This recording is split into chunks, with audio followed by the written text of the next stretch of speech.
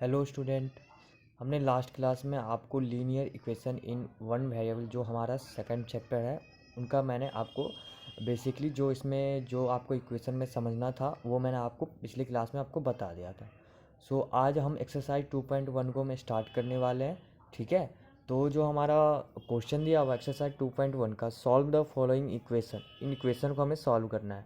और आपको अगर याद होगा मैंने आपको पिछली क्लास में बताया था कि जो हमारा वेरिएबल रहता है वो हमारा किस साइड रहता है, लेफ्ट साइड रहता है, और कांस्टेंट हमारा किस साइड रहता है, राइट साइड रहता है। ठीक है, तो यहाँ से जो हमारा वेरिएबल क्या है, हमारा एक्स है, तो एक्स तो हमारा इसी साइड रहेगा, तो ये हमारा एक्स इधर ही रहेगा।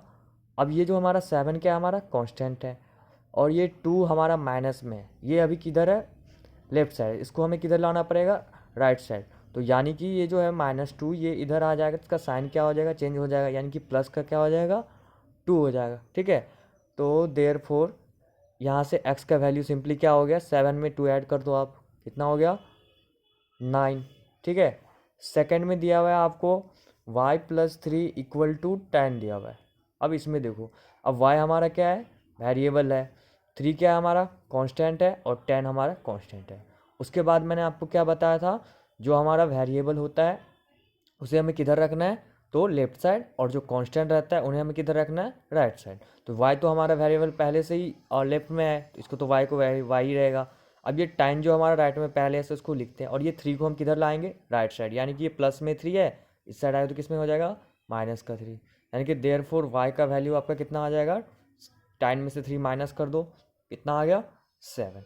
ठीक है, आगे हम देखते हैं थर्ड। अब थर्ड हमारा क्या है, 6 इक्वल टू Z+2। अब आपको इसमें क्या दिया है, 6, यानी कि हमारा वेरिएबल इस साइड, कॉन्स्टेंट सॉरी इस साइड है, और Z+2 इस साइड है। तो हम क्या करते हैं, वेरिएबल को पहले क्या करते हैं, लेफ्ट साइड लेके आएंगे। तो Z को अगर हम इस साइड लेके आएंगे तो माइनस का क्या हो जाएगा, ये Z, क्यों, किसी के Z का साइन अभी क्या है, प्लस है, तो और ये इधर जाएगा तो किस में हो जाएगा, माइनस में। अब ये जो 2 है हमारा ऑलरेडी पहले से किस में है, प्लस में है, और ये 6 को हम किधर लेके आएंगे, राइट साइड। तो राइट साइड जो लेके आएंगे तो कितना हो जाएगा, ये -6 हो जाएगा। ओके, अब ये हमारा यहाँ से माइनस का जेड हो गया। अब ये 2 हमारा किस में है, प्लस में है, और 6 हमारा किस में है, माइनस में। अब यहाँ से देखो आप, अब जो दोनों का साइन क्या है, डिफरेंट है, तो जब डिफरेंट साइन होता है तब आपको बताया, आपने पढ़ा होगा कि क्या होता है, जो साइन बड़ा रहता है, तो यानी कि इसका 6 क्या है, सबसे बड़ा नंबर है, तो उसका हम साइन देंगे, और बड़े में से छोटे को क्या कर देंगे, माइनस कर देंगे, यानी कि क्या हो जाएगा, -4। अब ये हमारा यहाँ से माइनस और माइनस क्या हो गया, कट गया, कैंसिल हो गया। देयरफॉर यानी कि जेड का वैल्यू कितना आ गया हमारा, 4 आ गया। ठीक है, नेक्स्ट देखते हैं। नेक्स्ट जो हमारा है 3/7 प्लस एक्स इक्वल टू 17/7 है। ओके, सो इसमें जो वेरिएबल हमारा है एक्स है, ऑलरेडी हमें लेफ्ट साइड में दिया हुआ है, इधर हमारा राइट साइड में 17/7 पहले से है, बस हमें इसको 3/7 को राइट साइड लेके आना पड़ेगा, तो माइनस का क्या हो जाएगा, ये 3/7 हो जाएगा। अब यहाँ से क्या हो जाएगा, एक्स का एक्स ही रहेगा। अब इन दोनों का आपको, ये आपको एलसीएम निकालना पड़ेगा। ठीक है, तो एलसीएम अगर हम इनको निकालेंगे तो कितना आ जाएगा, 7 का एलसीएम कितना आ जाएगा, 7। अब 7 बन जाए तो 7 होता है, तो 17 को 1 से मल्टीप्लाई करेंगे, 17, और माइनस का ये कितना आ जाएगा, 3 आ जाएगा। ठीक है, तो देयर फोर एक्स का जो वैल्यू आया हमारा कितना आ गया, 14/7, यानी कि 7 2 कितना आ गया अपना, 14। तो ये हमारा वैल्यू कितना आ गया, 2। ठीक है, अब 5 देखते हैं। 5 में हमें दिया हुआ है 6x इक्वल टू 12 दिया हुआ है। अब देखो, अब 6x इक्वल टू 12 दिया हुआ है, तो ये हमारा किसके साथ है, वेरिएबल है, और ये हमारा कांस्टेंट है।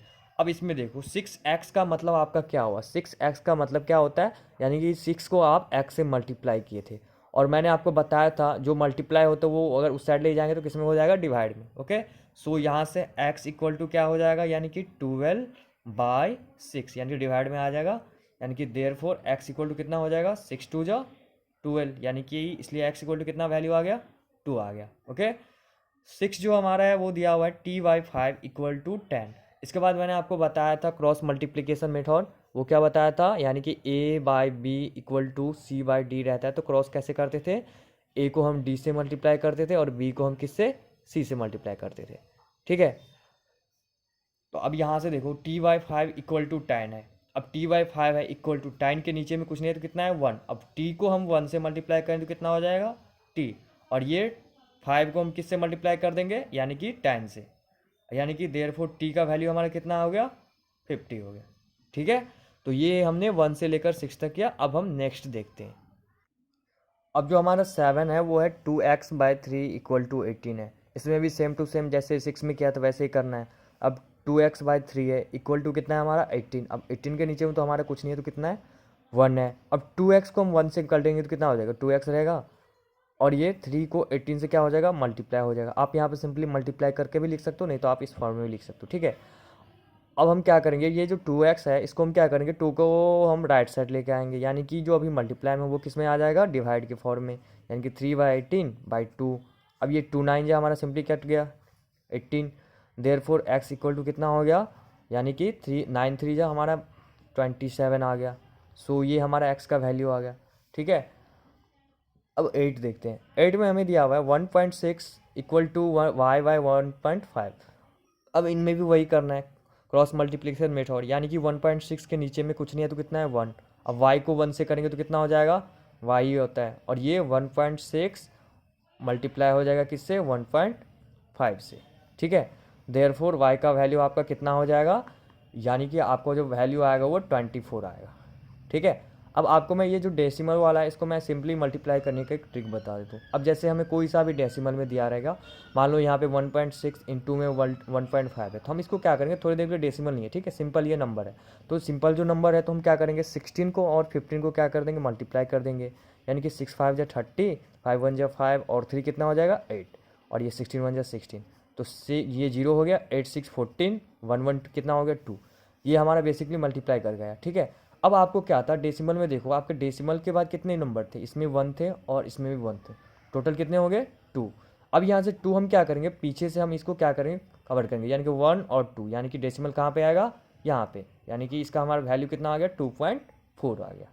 ठीक है, 9 देखते हैं। अब 9 में हमें दिया हुआ है 7x-9 इक्वल टू कितना दिया हुआ है 16।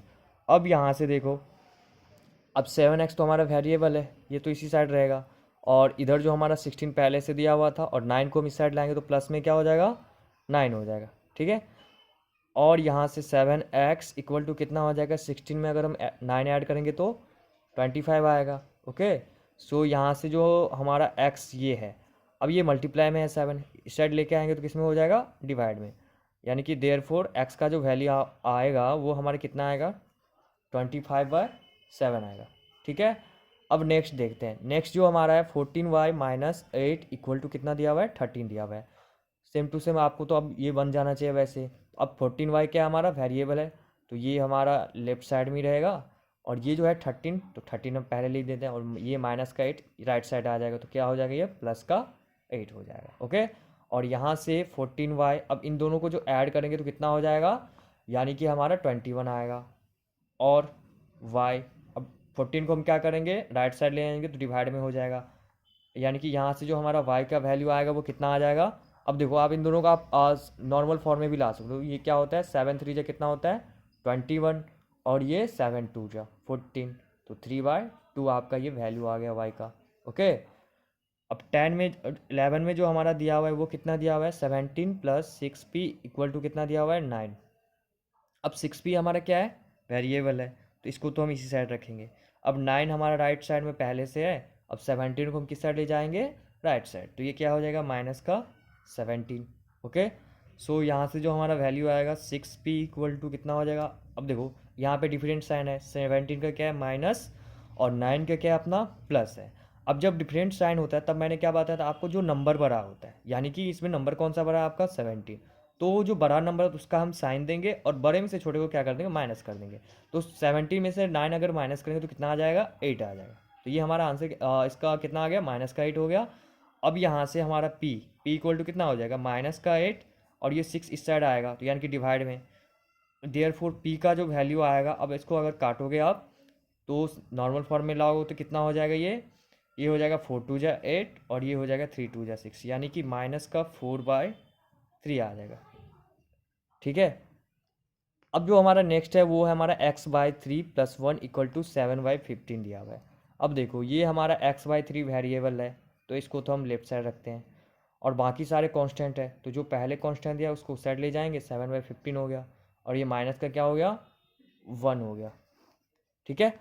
अब यहाँ से देखो, ये हमारा, अब तो ये x/3 को अभी लेफ्ट साइड ऐसे रहेगा। अब इन दोनों का हमारा क्या निकालना पड़ेगा, एलसीएम निकालना पड़ेगा। 15 का तो 15 ही हो जाए क्योंकि नीचे तो 1 है। अब यहाँ पे क्या बच गया, 7 माइनस, अब इसके नीचे में कुछ नहीं था तो कितना था, 1, और 15 को 1 से डिवाइड करें तो कितना होगा, 15 होगा। तो यानी कि 15 हो गया। अब ये x/3 इक्वल टू, अब देखो 7 डिफरेंट साइन है। अब डिफरेंट साइन में क्या बताया मैंने अभी, जो बड़ा नंबर होता है उनका हम साइन देंगे और उनमें से हम बड़े में से छोटे को माइनस कर देंगे। तो क्या हो जाएगा, माइनस का यानी कि 8 बाई कितना हो गया, 15 हो गया। अब यहाँ से क्रॉस मल्टीप्लिकेशन मेथड करो तो ये हो जाएगा आपका, 15 को x से करोगे तो कितना हो जाएगा 15x, और 8 को 3 से करो तो 8 3 जा कितना हो गया आपका 24, यानी कि माइनस का 24 हो गया। अब यहाँ से आप सिंपली x का वैल्यू निकाल दो तो यानी -24 बाय कितना हो जाएगा 15। अगर आप काटना चाहो तो काट सकते हो। तो ये आपका जो कटेगा, अगर काटोगे तो 8 3 जा 24 होता है और ये 5 3 जा कितना होता है 15, यानी कि माइनस का 8/5। ठीक है। तो ये हमारा टोटल जो था 2.1 का 1 से लेकर 12 तक टोटल क्वेश्चन थे, उसको हमने इजीली सॉल्व कर लिया क्योंकि मैंने आपको लास्ट क्लास में आपको बता दिया था वेरिएबल क्या होता है, कांस्टेंट क्या होता है, क्रॉस मल्टीप्लिकेशन मेथड कैसे करते हैं।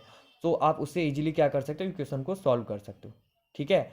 अब हम नेक्स्ट क्लास में 2.2 को सॉल्व करेंगे। आज के लिए उतना ही। Thank you.